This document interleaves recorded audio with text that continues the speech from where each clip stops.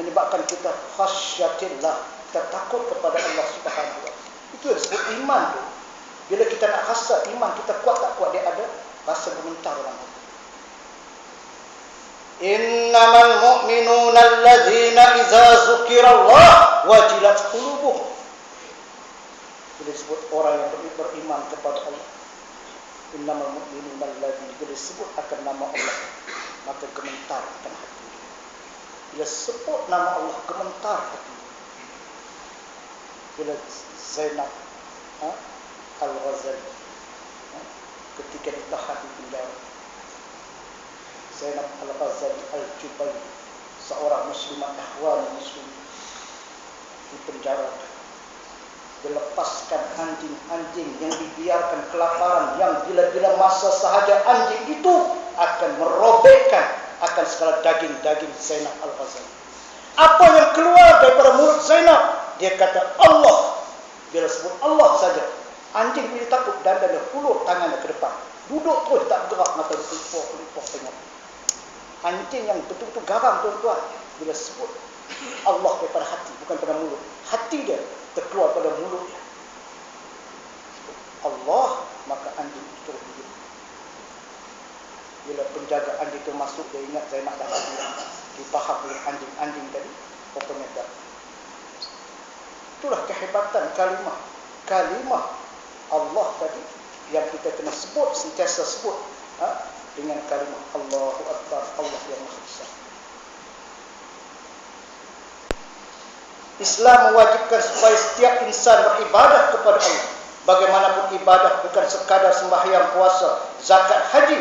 Sebagai Mu'az bin Jabal berpendapat bahawa menuntut ilmu juga satu ibadah kepada Allah Subhanahu wa taala. Jangan pandang remeh kepada menuntut ilmu. Jadi tuan-tuan yang datang dari jauh, ada datang dari Tungu, dekat Simpang pun ada, dekat Jatuh pun ada, naik dekat Cai. Situ yang kita angkat bahawa kita ini tidak dibalas dengan ganjaran. Maknanya ganjaran Allah beri seperti mana disebut dalam keterangan Mu'az ini, kita adalah seorang yang ahli ibadah, termasuk sebagai orang yang beribadah kepada Allah, yang Allah beri ganjaran yang sangat besar, yang sangat tinggi kepada dia. InsyaAllah tuan-tuan, saya kadang-kadang tersentuh sangat bila kita pergi tempat kita mengajar, kita nak kata, saya jumpa orang tua, saya tanya, Pakcik, umur berapa? Saya kata nak masuk 72 tahun. Pakcik marinya apa? Saya dah sekar Ustaz. Saya dah sekar. Bawa cucu sobat. Dah sekar anginnya besar. Tanya rumah kat mana? Mereka dalam 4 km. 4 km kali dah sekar. Dulu ada Ustaz, Bapak Ustaz Khairani, Ustaz Rejab Ali. Dia mengajak di Kong tuan-tuan, kayu basikal. Tak dulu. Kayu basikal tu, daripada Sungai Tinggi, kayu basikal, sampai ke Kong. Saya minta maaf lah, kayu basikal. Kita hari ini makin mudah. Nak datang masjid pun senang tuan-tuan. Semua kenderaan canggih-canggih. Tetapi, kadang-kadang, kita berada dalam keselesaan, menyebabkan kita lalai, kita tuan-tuan berkenderaan mudah, senang, cari peluang. Kalau ada peluang untuk kita penuhkan malam-malam kita, insya-Allah dengan apa juga aktiviti yang berfaedah.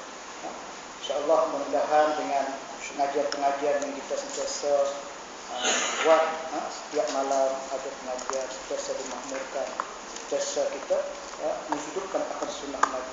Sebab itu disebut man ahya sunnati faqad ahabbani wa man ahabbani kana ma'i fil jannah. Siapa yang menghidupkan akan sunnah kata Nabi, aku kasih kepada dia, dan sesiapa yang aku kasih kepada dia, maka dia akan bersama-sama dengan aku dalam syurga. Inilah yang disabdakan oleh Rasulullah sallallahu alaihi wasallam.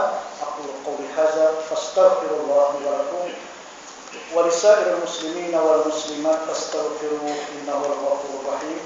A'udzu billahi minasyaitonir rajim. Bismillahirrahmanirrahim.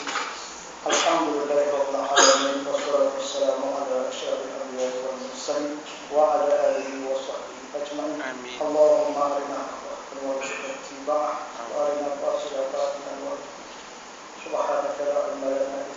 علمتنا إنك أنت العليم الحكيم لا حول ولا قوة إلا بالله العلي العظيم. الحمد لله.